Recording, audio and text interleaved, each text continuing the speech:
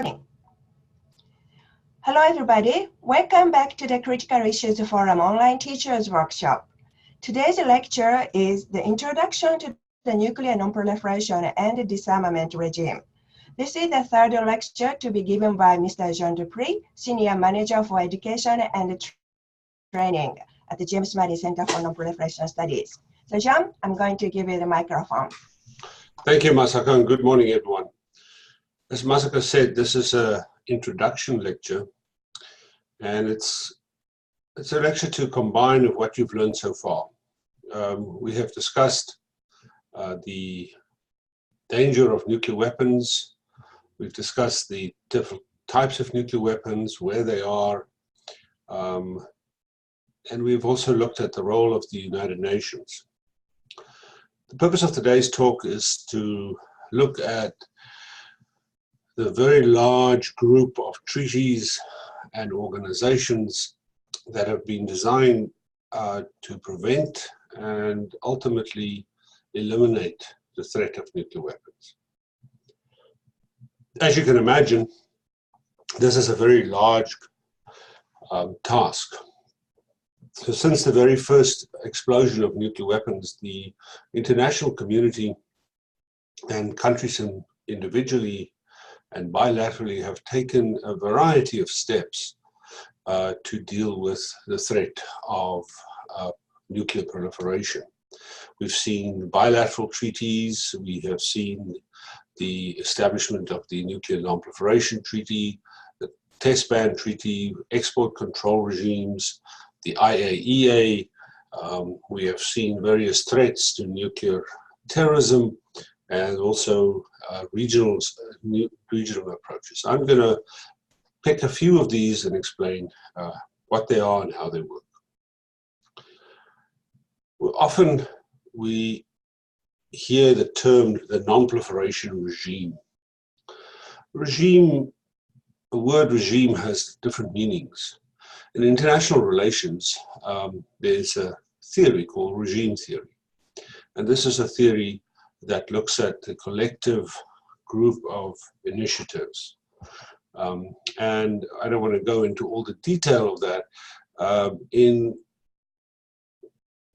relationship with what we are talking about, this is a collective term for international initiatives to prevent the spread of nuclear weapons, leading to their total elimination. So you'll see a variety of treaties and bilateral agreements. I could not list all of them. I will show the bilateral agreements at the end of my presentation. There are regional and other treaties.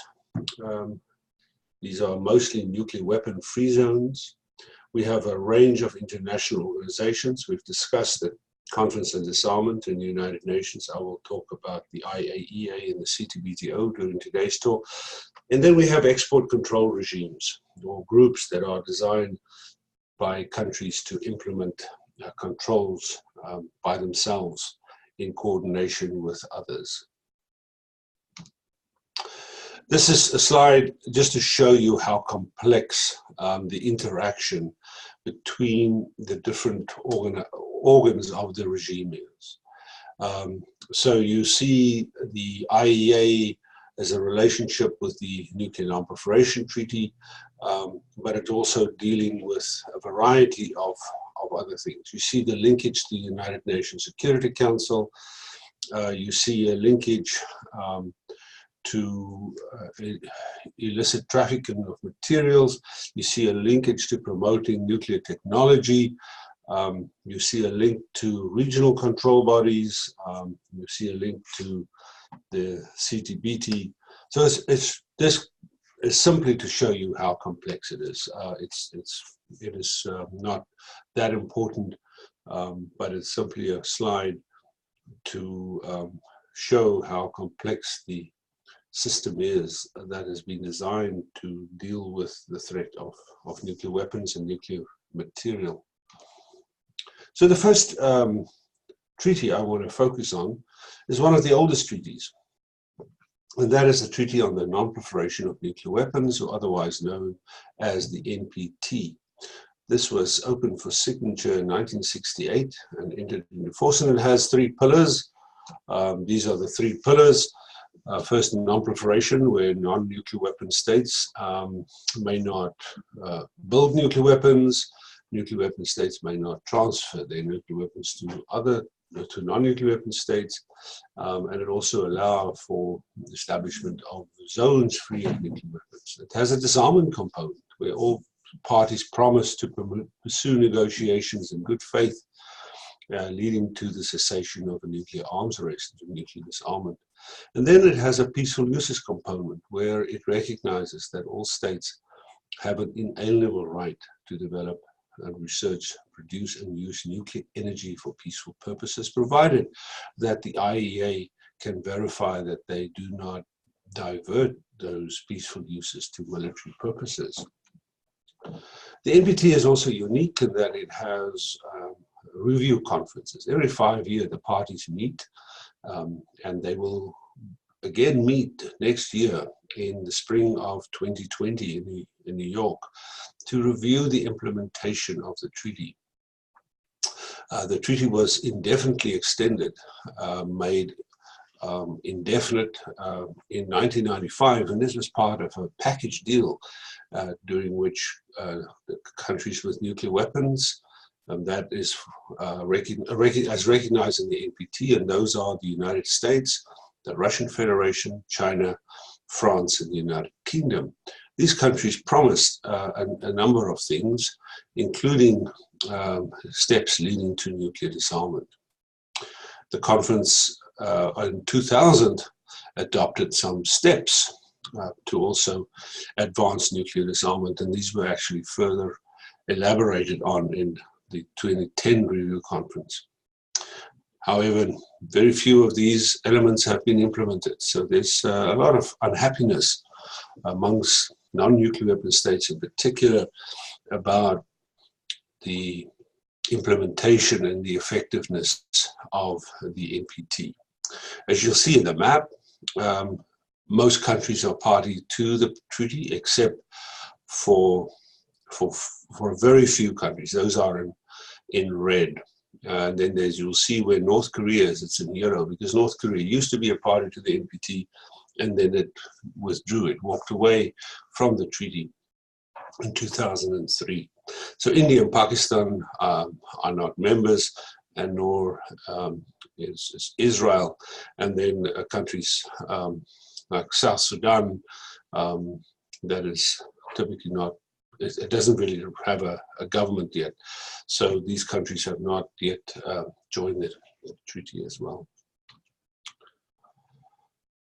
So part of the NPT implementation is tasked to the Atomic Energy Agency. The International Atomic Energy Agency is the most influential international forum for scientific and technical cooperation and peaceful use of nuclear technology. But at the same time, the NPT parties contracted, so to speak, the IAEA to verify the state's compliance with the NPT, but only the non-nuclear weapon states. So it is both, on the one hand, it is the promoter of nuclear energy for peaceful uses, and on the other hand, it's also the so-called nuclear watchdog.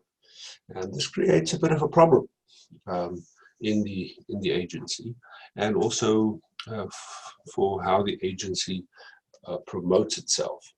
A lot of people, some countries distrust it, and so this is a challenge for the agency as it moves forward. The agency also assists members in the peaceful uses of its nuclear energy, and it meets, the member states meets annually. It has a board of governors, which is kind of like the Security Council, but larger, that makes its policy. It recently elected the new Director General, Ambassador Rafael Grossi from Argentina, who will take office in January next year. So to come back to the slide, this picture is the Vienna International Center. in Vienna, Austria, and the large building in the middle is the IAEA headquarters. You can see it has a link with the United Nations and quite a large number of member states. This is a quote from the IAEA statute or the IAEA treaty, and you can see right in there the dichotomy that the agency is faced with. So first and foremost must accelerate and enlarge the contribution of atomic energy to peace, health, and prosperity throughout the world. But it should also ensure, so far as possible, that any assistance that it provides or it's under its supervision or control will not be used for military purposes. And then it could apply safeguards at the request of parties, so like the NPT requested the IAEA, to any of the activities of a state in the field of atomic energy. It's a very, very wide mandate that the IAEA has. Just an organigram, as I mentioned, Ambassador Rafael Grossi is the new IAEA Director General-elect, and there are 6 main departments in the IAEA. Of course, there's a management department that deals with all the personnel and all the other issues. So the 5 substantive departments, there's a department of technical cooperation, and they especially work with developing countries to promote the use of the peaceful use of nuclear energy, and provide assistance to states in training and so forth. The Department of Nuclear Energy deals specifically with making sure that nuclear energy is promoted and it is safe. Also, the Department of Nuclear Safety and Nuclear Security deals with both safety of nuclear installations and security of nuclear installations. Safety is to make sure that accidents don't happen. Security is make sure that that the facilities are secure, for instance, against theft and possible use by or nuclear terrorists. Department of Nuclear Science and Applications do a lot of research in all the variety of sciences and applications in the nuclear field. And then finally, Department of Safeguards. These are legal measures that are agreed to between the agency and each member state, in terms of which the IAEA can verify, can check whether a state abide by its nuclear non-proliferation obligations, not to divert its peaceful uses of nuclear energy to military purposes. So, as I mentioned, the IAEA has 2 main bodies. It has a board of governors that meets 5 times a year.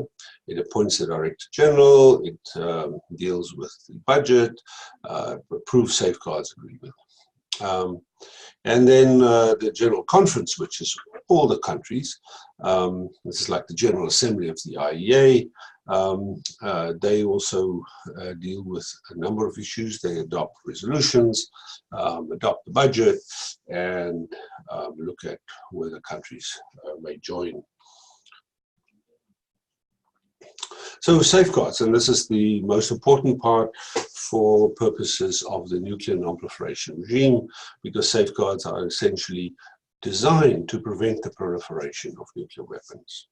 So the correct definition of safeguards is that they are a set of technical measures by which the IAEA Secretariat verifies the correctness and completeness of declarations made by states about the nuclear material activities. So when a state joins the NPT, it is required by the NPT to submit to the IAEA a declaration, a document, in which it states what kind of facilities it has, what material they use, and of course what the purpose of these facilities are. And then the IAEA, through inspections, can verify the correctness of that and to make sure that none of that is hidden or that the state is not busy with something that is against the NPT. So these declarations and the IEA safeguards are confidence-building tools to indicate that states abide by the non-proliferation norm, which is very important. So if one state knows that its neighbors are all in full compliance, then it will not fear that these neighbors in terms of nuclear weapons and the threat of nuclear weapons. So why are safeguards important? Firstly, it prevents the proliferation of nuclear weapons. It also advances the beneficial uses of atomic energy. And then finally, it provides confidence and builds trust. There are a variety of technical terms, and these you'll find as you go through the literature and discussions. And one of the biggest issues today is comprehensive or full scope safeguards and the lack of full access that the IEA may have to investigate different parts of a state's nuclear facilities. And that would be given through what is called the additional protocol. The acronym there, INFCIRC, stands for Information Circular. And this is an IEA internal document. So the original comprehensive or full scope safeguards is called INFCIRC 153. And later on, many years later, a different document was developed. The standard safeguards today is comprehensive, full scope safeguards, and this is a very fine compromise that is negotiated between the states and the agency, between the need to verify and, of course, national sovereignty. Nuclear facilities are sensitive because these are facilities that has a commercial value. And so many states feel that they do not want to have this information shared, but they also need to make sure that the agency is confident that nuclear materials and facilities are not abused for military purposes. But it's very difficult for the agency under terms of the safeguards to detect, for instance, the diversion of small amounts of materials, and also detect activities that have not been declared in the first place. And that's why the agency came up with an additional protocol to these safeguards, and that was published as INFCIRC 540. And this was specifically designed as a result of the experience in Iraq, that the agency found in Iraq after the first Gulf War, where there were activities detected that were undeclared by the Iraqis. And so the additional protocol would provide information and access to all parts of a state's nuclear fuel cycle, from the stage where the uranium is mined, through the production process, to the areas where the stage where it goes into reactors, to a stage where it comes out of the reactor, and even to where the spent fuel is disposed of. So it also gives a complete picture of a state's nuclear-related activities, including imports and exports. And therefore, it requires far more expanded declaration. So it's very intrusive. However, it is not yet fully adhered to by all member states. Some member states feel it's too intrusive. Others feel that it puts an additional burden on the states without nuclear weapons, while states with nuclear weapons do not have to take all these measures. The next treaty is the Comprehensive Nuclear Test Ban Treaty, a treaty that is international. It was negotiated in the early 90s, finally signed in 96, and it bans all nuclear test explosions by anyone, anywhere. It has a very intrusive and a non-discriminatory verification system I'll show you a picture of it in a minute, with stations all over the world that brings data together to the organization. It can verify compliance through inspections. It has a variety of consultation and confidence building built in. And for that reason, it has become quite an effective non-proliferation and disarmament measure. Both. It is aimed to prevent the horizontal spread of nuclear weapons through more countries, but also, given that nuclear testing is designed to advance designs of nuclear weapons, it prevents the. It's also designed to prevent the vertical proliferation of nuclear weapons. So it's a very important step towards a world without nuclear weapons. While the treaty is not in force yet, because some countries have not yet signed or ratified it, a large group of countries have signed it, 184 states, of which 168 states have ratified, meaning that they have promised that they will never do anything that would harm this treaty. The treaty also establishes an international organization called the Comprehensive Test Ban Treaty Organization. But because it's not in force yet, the organization has a preparatory commission. This is an organization. It has been in place for 23 years since the treaty was first negotiated. And it is aimed, it has three purposes: to promote the treaty until its entry into force and the establishment of the organization, to establish this global verification regime, which is like a big alarm system, and to prepare for effective implementation. And then once it becomes a fully fledged international organization, it will have a technical secretariat, just like the IEA does. And the preparatory commission is also a body of states. It will become the Conference of States Parties, but it meets currently twice a year. The organization is headed up by Dr. Lassina Zerbo, who is a national from Burkina Faso. I mentioned the international alarm system. This is quite fascinating. So the organization has built around the world a number of stations, 321 of them. Not all of them are yet complete, but most are.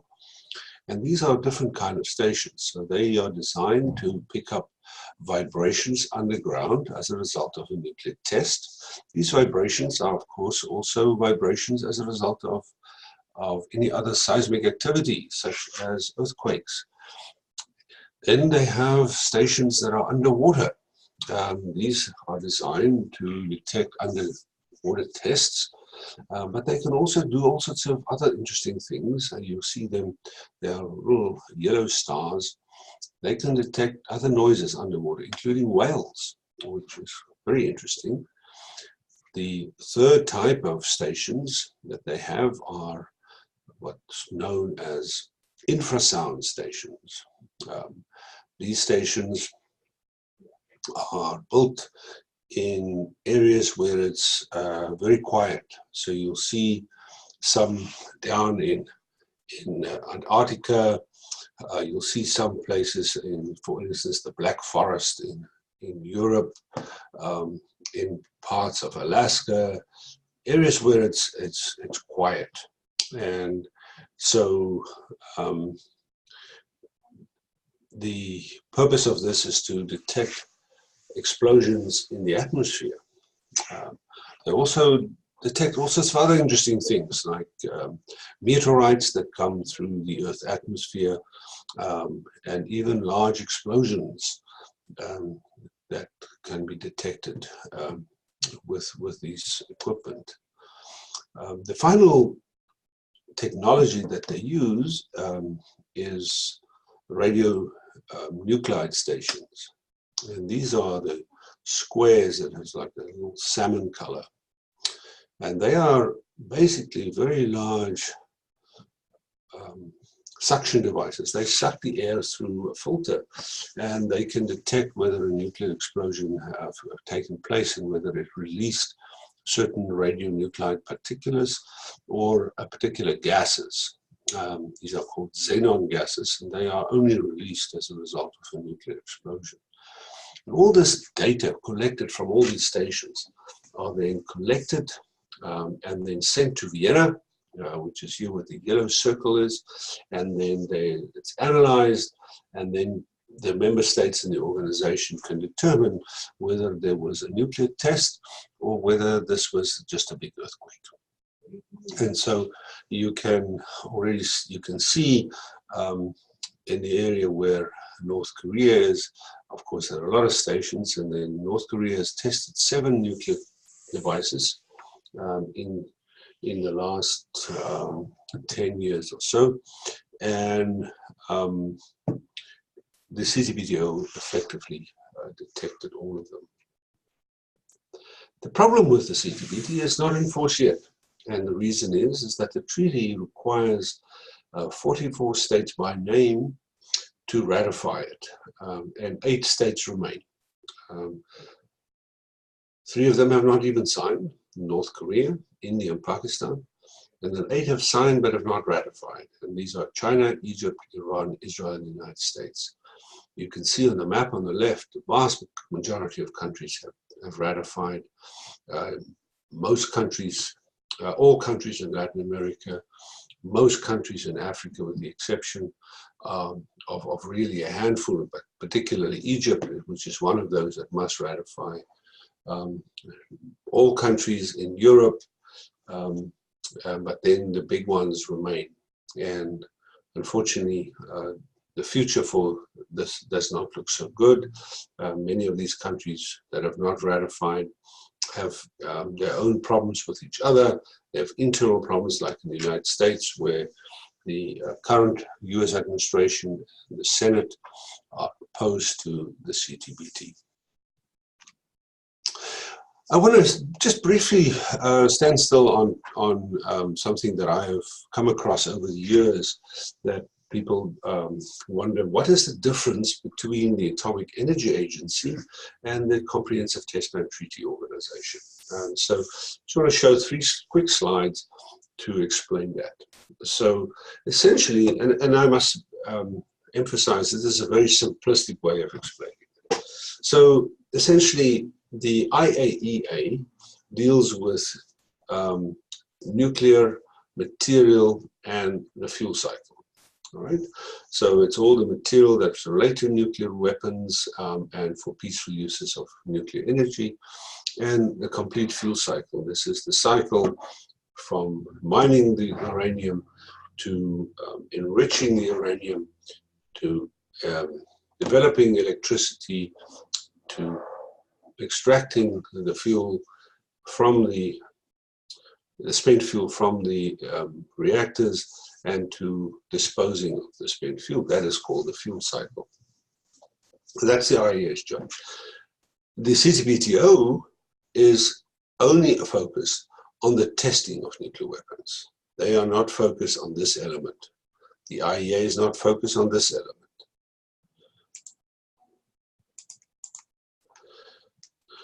So when it comes to verification, the IAEA's job is to make sure that there's no diversion of the nuclear material that is developed as a result of the nuclear fuel cycle for military purposes. That is the IAEA's role.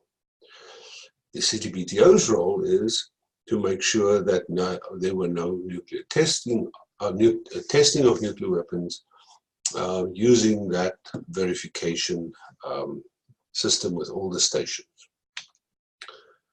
So to sum up, the IAEA implements safeguards, and the CTBTO has its verification system. The final international treaty that I want to talk about that is in place is the Treaty on the Prohibition of Nuclear Weapons. This is the latest treaty, and it was very much negotiated as a result of international frustration about the lack of progress on nuclear disarmament, particularly in the context of the Nuclear Non-Proliferation Treaty. It was also negotiated as a result of countries' fear about the impact of nuclear weapons, both on humans but also on the environment. A series of conferences were held about the humanitarian impact of nuclear weapons, and this culminated in a negotiating conference at the United Nations in March of 2017, and later in June and July of the same year, and then the treaty was finally signed. The treaty is not in effect yet, but once it is, it would prohibit the states, all states that of course signed it, from developing, testing, producing, manufacturing, transferring, possessing, stockpiling, using, and threatening to use nuclear weapons. And for that reason, it's designed to stigmatize nuclear weapons and help to strengthen norms against their very existence. The treaty also has a very interesting clause about victim assistance. And of course, you can imagine where are victims of nuclear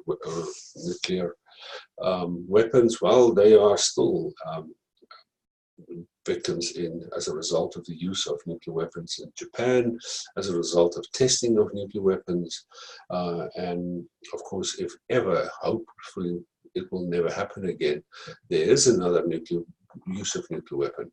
The effect of that will cause major human suffrage, and countries will have to cooperate to provide assistance. The map shows the number of countries that have signed and ratified. Unfortunately, the number is not that high yet, but it's only been about 2 years since the treaty was open for signature. You may very well ask, well, you know, the nuclear weapon states have said that they will never sign this treaty. Well, that might be true, but as I try to point out, the strength of this treaty lies in the fact that it creates a very powerful norm against nuclear weapons. Then this is the Fissile Material Cutoff Treaty. It is not a treaty yet. In fact, the international community has been trying to negotiate such a treaty since 1998 in the Conference on Disarmament. It is designed to achieve the NPT ideals, to deal with the material that is designed for nuclear weapons, and to ban the production of the material, but also to take the material that comes out of weapons and that are of weapon grade, to put that material under IAEA safeguards. So it is very important to cut off the production of material, and it's also very important to make sure that material that comes out of weapons that have been dismantled do not go back into new weapons. So if you think that during the height of the Cold War, there were about 80,000 nuclear warheads or weapons between, mostly in the United States and the Soviet Union at the time. Today's nuclear arsenals are significantly lower.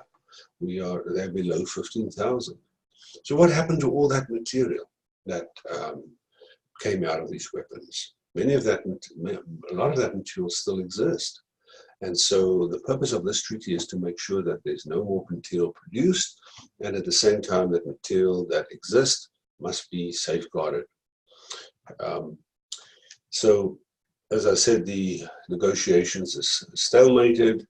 A lot of countries are to blame, but the reality is that this slide shows the amount of highly enriched uranium, and that is material that can be used in nuclear weapons, and also plutonium. You see on the one column shows the plutonium in the non-civilian sector, and the other one in the civilian sector. And this is massive amounts in kilograms. To make it real and relevant to nuclear weapons, take a look at this. So since there's about a global stockpile of highly enriched uranium estimated to be about 1,340 metric tons and plutonium about 520 metric tons, this is sufficient to build 200,000 nuclear weapons. Modern nuclear weapons use about 3 kilograms of plutonium, between 3 and 5, and about 15 kilograms of highly enriched uranium. So then there's also additional material that is reserved for weapons purposes. So you can see the numbers are just staggering. So that's why it is so important to negotiate this treaty. But there are many problems with the treaty, and it's doubtful that this treaty will be negotiated in the near future. So moving on from the international treaties, and I did not discuss treaties such as the Nuclear Terrorist Convention and Nuclear Safety Conventions, the Moon Treaty, which prohibits putting nuclear weapons on the moon, the Outer Space Treaty. These are all part of the regime, but some of them, like the Moon Treaty, the Outer Space Treaty, also you can call them nuclear weapon-free zones. The first nuclear weapon-free zone treaty that was negotiated and signed was the Treaty of Tlatelolco, the treaty in Latin America and the Caribbean. And that started a series of initiatives, then finally leading to most of the Southern Hemisphere being covered by what is now called nuclear weapon-free zones. So we have a treaty in Africa, we have a treaty in the South Pacific, which includes Australia and New Zealand, and then we have a treaty in Southeast Asia, which includes countries such as Malaysia and Indonesia and Thailand, but not all the countries south of China, but not countries such as Japan and Korea yet. We have a Central Asian nuclear weapon-free zone that includes the Central Asian states such as Kazakhstan and Kyrgyzstan and Uzbekistan. And then we have a one-state nuclear weapon-free zone, Mongolia. And so all these zones have treaties, and these treaties are common in the fact that they prohibit countries or other countries to manufacture, acquire, test, or possess nuclear weapons in those territories. They can use their the nuclear experiments and nuclear science for peaceful purposes. And very importantly, the states with nuclear weapons must promise not to threaten these states with their nuclear weapons. Many of the treaties, all the treaties are enforced, or unfortunately, a lot of the nuclear weapon states, in particular the United States, have not yet fulfilled their promises not to place or test nuclear weapons on those territories or threaten the countries with nuclear weapons. Some sort of non-state specific nuclear weapon-free zones include the Outer Space Treaty. It also include the Seabed Treaty and the Antarctic Treaty. So you may not put weapons in any of those zones. In addition to these treaties, we have a number of regional organizations. Not all of them are solely focused, of course, on nuclear disarmament and non-proliferation, but they all play a role, such as the Organization for the Security and Cooperation in Europe. The European Union has a very strong division, deals with non-proliferation and disarmament. Euratom is an organization that is almost like the IEA, but focuses on Europe. We have ASEAN, in the Southeast Asia area, the African Union, an agency established by the African Nuclear Weapon Free Zone, the African Commission of Nuclear Energy, a similar agency established by the Tlatelolco Treaty, called the Agency on the Prohibition of Nuclear Weapons in Latin America and the Caribbean, and then a bilateral agency between Brazil and Argentina to also implement their own kind of safeguards in collaboration with the IAEA. And then another group, part of the regime, is the so-called export control regimes. But these are non-treaty based mechanisms that were established by states to deal with the physical material and the technologies. I've included here also the Australia group, which is a non-nuclear group. They focus on chemical and biological, but just to give you a full picture of the various types of control regimes. I would not going to focus too much on this. The Zanger Committee, for instance, look at material that is designed and technologies designed for specifically for weapons purposes. These are also controlled under the IAEA safeguards. Then you have nuclear suppliers. This is a group of countries that harmonize and strengthen their own export controls, especially on dual-use material. A lot of the material and technologies used in nuclear weapon or nuclear energy and weapon design have other uses too, and such as certain kinds of steel can be used in conventional weapons, but they can be used in the nuclear fuel cycle. And so these group of countries come together and they harmonize their own controls to prevent the spread of these materials and technologies. The Missile Technology Control Regime focuses specifically on delivery system of nuclear weapons and have specific guidelines to control the systems and technology. And finally, the so-called Wassenaar Arrangement. Wassenaar is the town outside of The Hague where this was negotiated. And this is looking at dual use across the spectrum, especially where this links to conventional weapons, because this is a very gray area. The problem with these export control regimes, they are very non-proliferation focused. There's no disarmament commission provisions. They're not universal. At most, they have about 25 or 30 members per group, and they have no verification. And the rules are determined by the group, so it's very much a closed club, and therefore many countries view them with suspicion that they are supplier cartels, that they control the technologies for their own benefits, and so especially developing states have become very suspicious of these groups. Finally, I want to just very, very quickly cover the bilateral nuclear arms control agreements. These are all part of the broader non-proliferation regime. And so very, very briefly, in the 70s, many of these treaties, 70s and 80s and 90s, were negotiated. Unfortunately, only one remained, and I'll come back to that.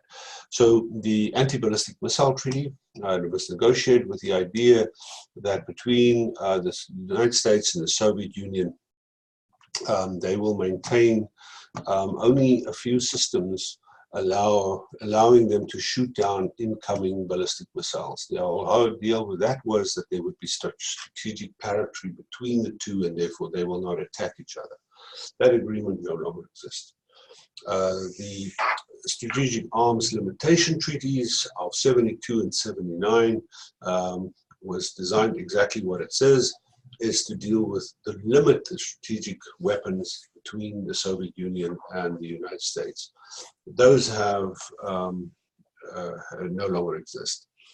Then the Intermediate Nuclear Forces Treaty of 1987, designed to ban certain types of intermediate nuclear missiles.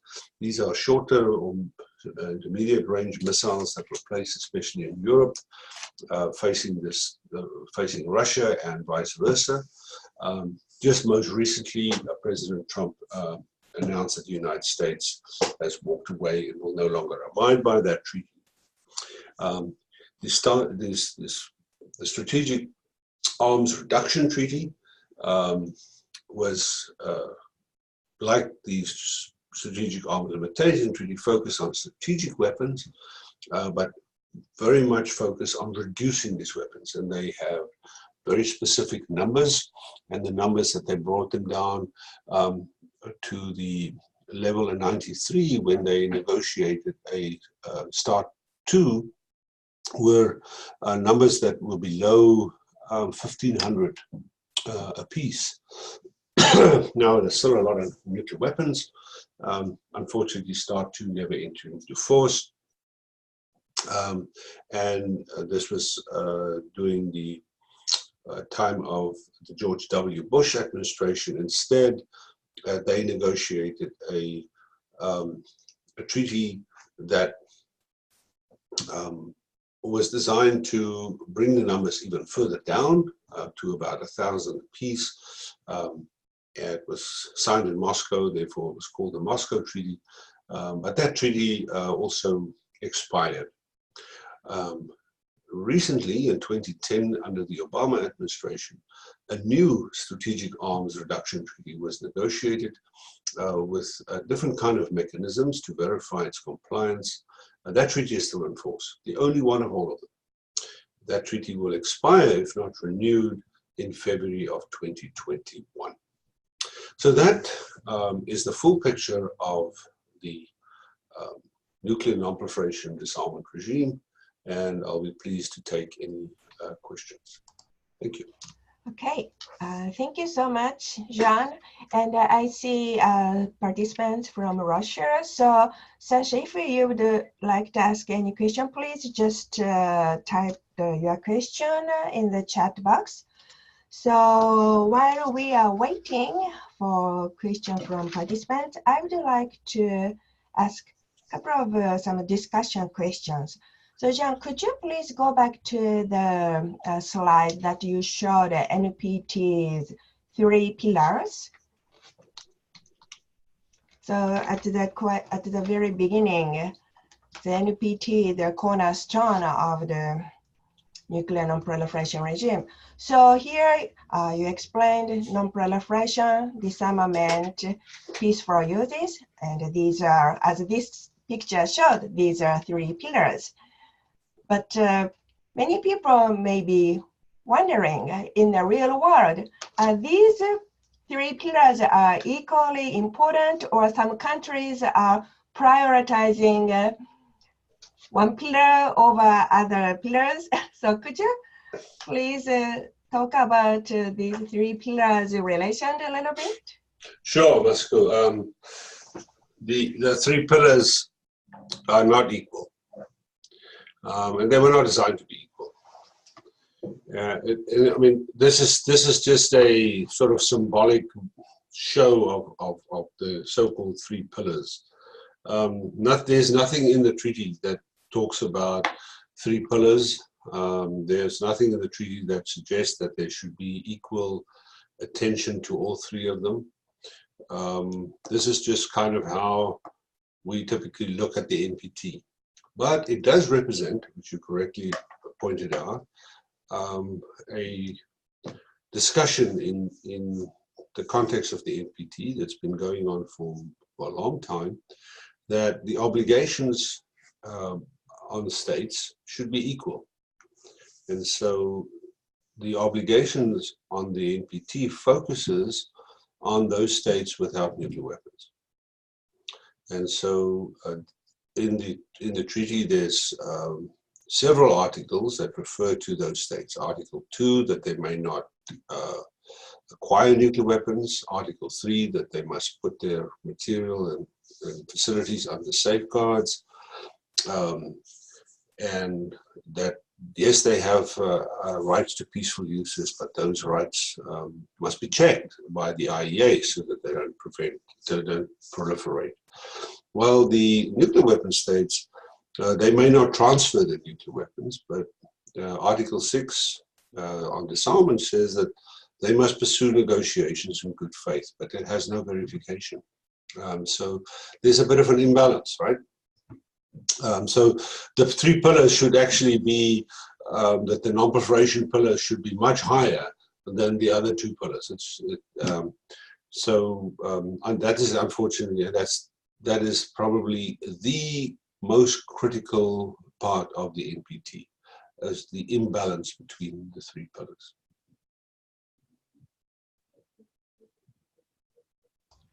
Great, thank you so much. It's very clear, the imbalance among these 3 pillars. And you also mentioned no verification for disarmament. That's true. Yeah. And you, in your lecture, so now could you please go to the IAEA safeguard slide? So IAEA, as you explained, it's very, very important organization to verify the NPT, non-nuclear weapon states, are not using nuclear energy for any military purposes. So what if IAEA finds some countries are cheating or using nuclear energy for military purposes secretly? Could you please talk about that process a little bit? What's going to happen once IAEA find some cheating by the country? So once the IEA verifies the correctness of a declaration, and it does so regularly, and sometimes it also inspects countries as a result of information that becomes available. And so take the case of Iran.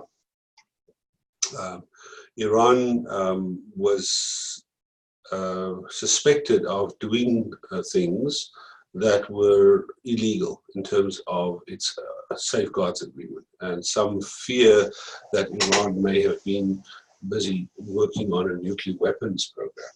So the IEA went in and found evidence that Iran was indeed not in compliance. It didn't find that Iran was developing nuclear weapons, but it did find that Iran was busy with developing a nuclear fuel cycle, and that it was not reporting this to the IEA. And so a variety of efforts were made by the IEA to negotiate with Iran. Eventually, the IEA Board of Governors, which is the highest authority in the IEA, adopted several resolutions, and then this was taken to the Security Council, and then the Security Council adopted resolutions under Chapter 7, and those led to some rather punitive sanctions against Iran. To wrap this long story up, over the years, efforts have been made to try and encourage Iran to come back within full compliance.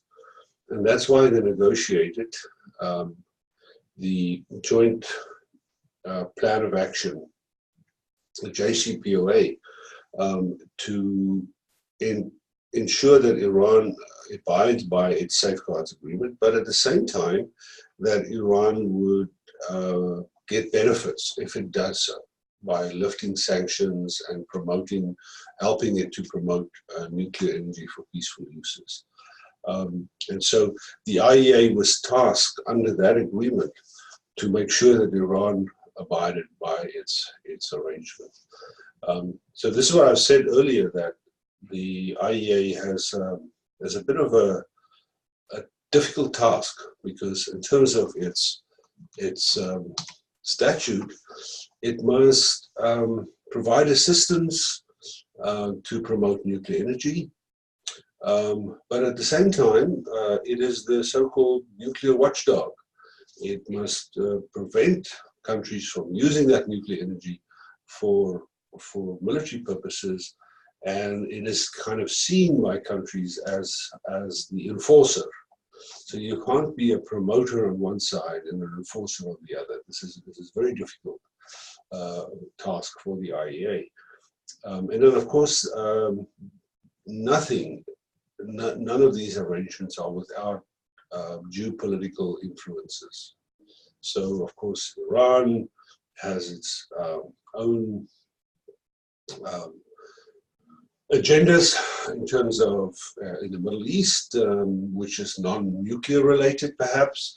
The United States have its own agenda vis-a-vis Iran, given the hostage crisis of the late 70s. So you see, it's very, very complicated. And in the middle of this is the IEA trying to, to implement its mandate to prove that Iran is not pursuing nuclear weapons, but at the same time, it must also make sure that it is not criticized for saying you may not use nuclear energy for peaceful uses. There are a variety of examples like this. The North Korean case is another one where the agency, after North Korea ratified or acceded to the Nuclear Non-Proliferation Treaty, it was supposed to, as the slide suggests, allow the IEA inspectors in to verify the correctness of its declaration. Well, North Korea never made a declaration, and the IEA was never given the opportunity to go into its facilities. It was shown some of the facilities, it didn't see them all. And then in 2003, North Korea withdrew from the NPT, and they physically asked the IEA to leave the country, and the IEA has never been back. So the IEA has no idea what the North Koreans are doing in their facilities. So this is unfortunately the reality of how international organizations operate. They cannot forcefully go into a country. They can only go into a country if the Security Council mandates them to do so. And such as the case of Iraq, after the first Gulf War, this was as a result of a military operation where the IEA actually had military support going in. And some of its inspectors were actually fired upon to a point where they were withdrawn from Iraq because it was no longer safe for them. Great, thank you so much for clarification, because I found in the past some of the students or even some teachers had some misunderstanding that International Atomic Energy Agency itself has a power to stop countries from going to nuclear weapons. So it is very important to understand the limit of the power IAEA has, although it's really, really important. So my next question, Sasha, if you have a question, please feel free to type in anytime. So could you please go to the FMCT slides, Fissile Material Cutoff Treaty? This one? Yes, I know this is one of your favorite topics. And could you please explain why you put the C in the parentheses? Yes, that's a good question. So the mandate that was negotiated and it was very much part of the deal that was made to indefinitely extend the NPT, by the way, was to negotiate a fissile material cut-off treaty, meaning that it must cut off the production of fissile material for weapons purposes. Over the years, a lot of countries have started to argue that you cannot only cut off the production, because if you do so, then what happens to all this material that sits in storage? And so you must also deal with existing material. And that's why some countries believe the C should be removed. It should be fissile material treaty. I'm one of those. I feel quite strongly that it is like a symbolic boat with a hole in it, right? So if you don't plug the boat to make sure that the water doesn't come back in, you will never get the water out of the boat. So instead of water, imagine you have, you cut off the production of material, right? So that's the bucket taking out the water. If you don't plug the boat, all the old material is going to come back into the boat. So all this material is still sitting in stockpiles, and cutting off production of material would actually become quite irrelevant. The fact also is that France, for instance, a nuclear weapon state, have already dismantled its facilities. It no longer makes nuclear weapons material. The United States and the United Kingdom and Russia and China have put moratoria on their productions. So the question then is, do you need a cutoff treaty, or do you need a fissile material treaty that bans or at least put on the safeguards all the existing materials? So that's part of the reason why the negotiations are stalemated in the Conference of Disarmament, because there's differences of opinion between what the treaty should be doing.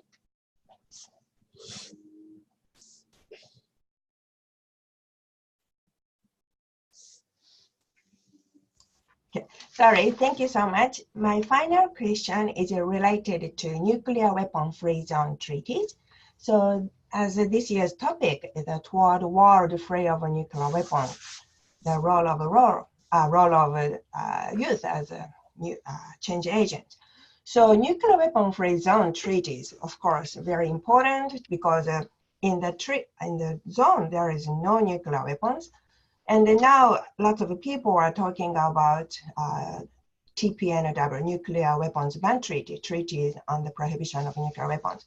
So as you said, 56% of the total land is already prohibited to nuclear weapons.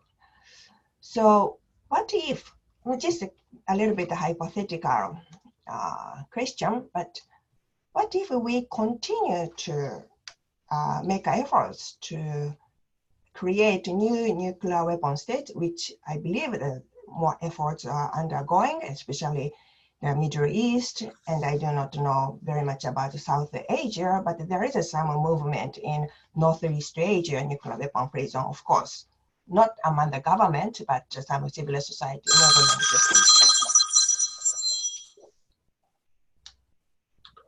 movement. Okay, so so what if we continue to make efforts to create new nuclear weapon-free zone? Do you think that path is also leads to the world free of nuclear weapons? Well, the person that initiated the Tlatelolco Treaty, ambassador was then Foreign Minister Robles from Mexico. He won the Nobel Peace Prize for that effort, and he famously said, and I'm paraphrasing, that nuclear weapon-free zones is a regional approach to the total elimination of nuclear weapons. And so if you look at the map, all those countries in orange are completely free of nuclear weapons. So they're all NPT parties. And so you may ask, well, what does it matter? They're already part of the NPT, so they're not allowed to have nuclear weapons, right? They already have IAEA safeguards to check that they don't have nuclear weapons. The big difference is that nuclear weapon states may not test their nuclear weapons on those territories, may not place their nuclear weapons, share the weapons with that. For instance, in Europe, the United States have nuclear weapons on the territories countries such as Belgium and the Netherlands and Turkey. And this is not allowed on the nuclear weapons, on a nuclear weapon-free zone territory. Also important is that nuclear weapon states cannot threaten these countries. So the wider you cast this net, the smaller the areas become where nuclear weapons can actually be used or be placed. The reality, of course, if you look at the map, especially the areas in kind of yellowish, yellow-orange, you'll see, of course, all the countries with nuclear weapons, but also countries that enjoy extended deterrence or the nuclear umbrella, like Canada, like Japan, like the whole of Europe. The problem then, of course, is how do you develop more nuclear weapon-free zones in those areas? So it's actually the concept of nuclear weapon-free zone is counter to extended deterrence. But there are some areas, and you rightly focused on the Middle East. So for a long, long time, for decades, there has been efforts to negotiate a similar nuclear weapon-free zone that we have in many other parts of the world in the Middle East. The concerns in the Middle East, of course, are about the nuclear weapons program in Israel. But there are also other concerns. There are also other countries, including Iran, including Saudi Arabia, and other countries that may have some aspirations to develop nuclear capacity to a point that they may one day be able to acquire nuclear weapons. I'm not suggesting that they have them or that they plan to do so, but you need to build confidence, and this is what a nuclear weapon-free zone is essentially all about, is building confidence. Unfortunately, there has been no progress in the Middle East. There's a conference that was supposed to be held at the moment, or this last week. The United States and Israel and others did not even show up. Equally, another part of the world where I believe a nuclear weapon-free zone is possible, and you may frown upon this, but it's actually in the Korean Peninsula. And so this would be very difficult to achieve, of course, but if you can use the elements of a nuclear weapon-free zone, not the nuclear weapon-free zone itself, but elements of it to as a platform to develop a denuclearization of the peninsula over time, you could very well get a nuclear weapon-free zone that could even include your own country, Japan, for instance. So you would have the two Koreas and Japan in a say, a Northeast Asia nuclear weapon-free zone. So the concept is still very much alive, and I think it's still a concept that needs to be utilized with exactly the goal in mind, what this, the overall focus of this conference in 2020 of the Critical Issues Forum will be, is to, this is sets up an agenda for nuclear disarmament, because it is a regional approach, a block-by-block approach towards eliminating nuclear weapons. Okay, great. Thank you so much, Jean. So we learned a lot of things about nuclear non-proliferation and disarmament regimes. So if you have any questions, students and teachers, please feel free to contact us. So good luck on your study. So thank you so much, Jean. Thank you for attending. Bye-bye. Thank you very much, everyone. Bye.